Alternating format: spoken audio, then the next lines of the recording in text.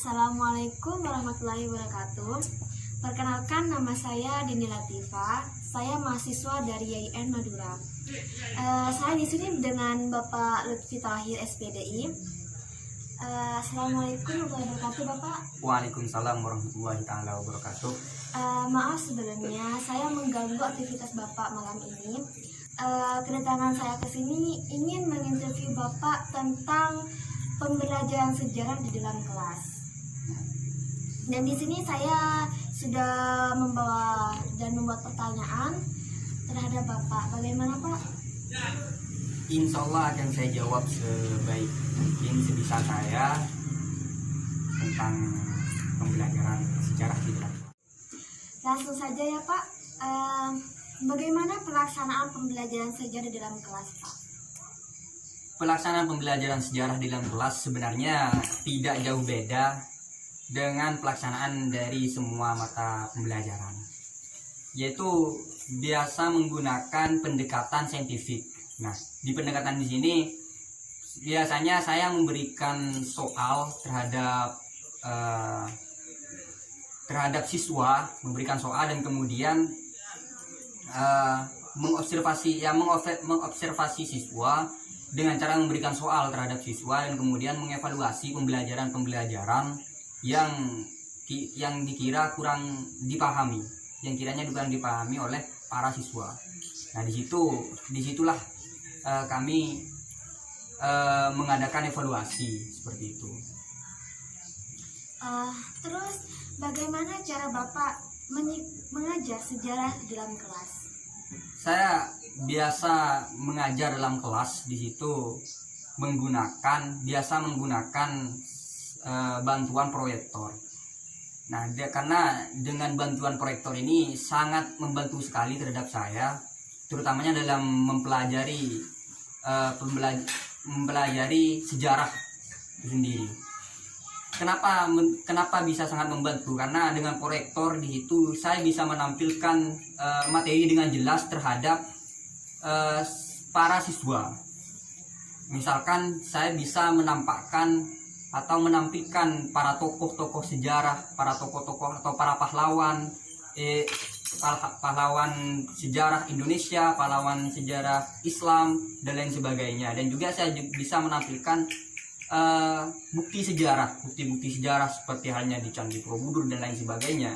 Nah, di situ dengan menampilkan semua itu para siswa biasanya akan bisa cepat mengerti, bisa cepat memahami materi yang saya sampaikan seperti itu, bisa langsung nangkap dan bisa langsung masuk seperti itu. Terus Bapak menggunakan metode apa yang diterapkan dalam mengajar dalam kelas? Nah, di sini dalam metode pembelajaran ya dalam kelas biasanya yang pertama itu saya menggunakan 3 metode. Yang pertama yaitu metode ceramah. Nah, dengan metode ceramah di sini biasanya saya menyampaikan materi terlebih dahulu terhadap para siswa dengan tujuan agar mereka paham dengan materi yang ada. Saya sampaikan dengan cara saya sendiri, menyampaikan inti-intinya, dan kemudian ketika mereka sudah paham dengan apa yang saya sampaikan, nah barulah masuk pada metode yang kedua, yaitu pembentukan kelompok. Nah, di situ saya bentuk mereka per kelompok sesuai dengan kapasitas atau jumlah siswa yang ada di dalam kelas tersebut. Saya bentuk kelompok dan kemudian saya kasih tugas untuk memahami. Nah, kemudian ketika saya sudah bentuk kelompok dan diberikan tugas, barulah saya masuk pada metode yang terakhir, yaitu metode yang ketiga, metode presentasi. Kenapa saya jadikan metode presentasi di situ di metode terakhir? Karena ketika saya berikan tugas terhadap mereka di situ seakan memiliki tanggung jawab untuk memahami materi tersebut, memahami sejarah tersebut, karena nantinya mereka akan mempresentasikannya di depan. Nah, tentunya sebelum mereka mempresentasikan di depan, mereka harus paham dulu materi yang ada. Nah, disitulah kenapa saya menggunakan 3 metode. Nah, sejauh ini saya gunakan 3 metode tersebut sudah cukup memuaskan lah bagi saya, sudah cukup ada bukti terhadap siswa bahwa siswa itu sudah lumayan paham, siswa itu sudah lumayan mengerti terhadap pelajaran sejarah seperti itu. Baik Bapak. Apakah belajar sejarah itu sangat penting buat Bapak? Pembelajaran sejarah dikatakan sangat penting, tentunya sangat penting. Nah, di situ kenapa saya katakan sangat penting? Karena pembelajaran sejarah ini bisa menjadi cambuk motivasi terhadap seseorang yang mempelajari sejarah itu. Kenapa saya katakan demikian? Karena ketika kita memandang pada sejarah zaman dahulu, seperti halnya sejarah Indonesia, kemerdekaan Indonesia, bagaimana kita memandang perjuangan para pahlawan ketika mau memerdekakan Indonesia. Nah, itu akan menjadi suatu potret kehidupan, potret keberhasilan, potret semangat.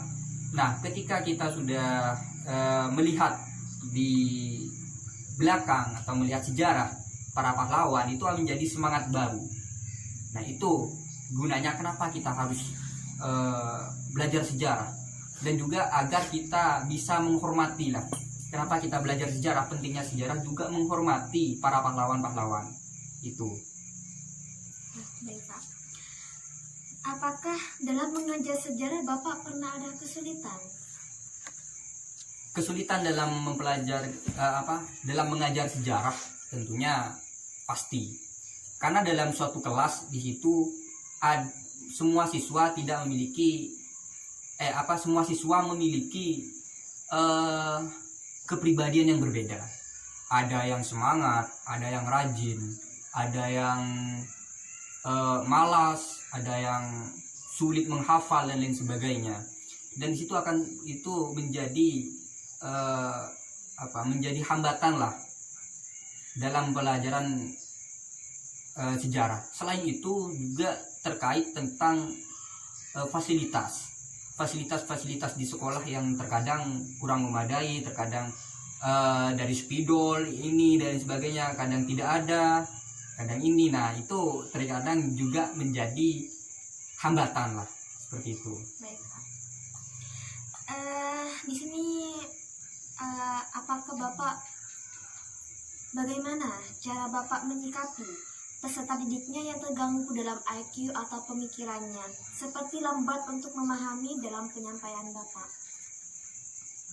Lambat dalam IQ, lambat dalam memahami penyampaian pembelajaran sejarah.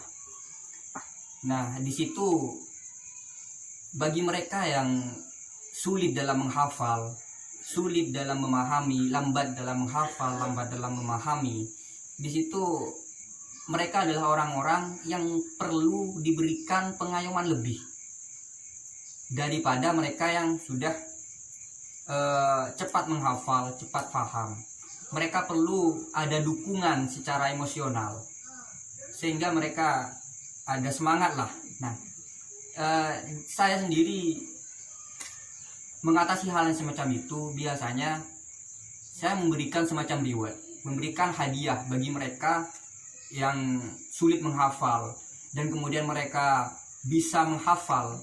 Saya beri tugas, mereka bisa menghafal, maka saya berikan mereka hadiah. Nah, dengan cara tersebut cukup memicu semangat mereka, karena ada hal yang mereka ingin capai seperti itu. Misalkan hadiah. Nah, di situ saya berikan terkadang hadiah buku, hadiah dan lain sebagainya. Pokoknya yang menarik saya berikan hadiah kepada mereka. Baik Pak.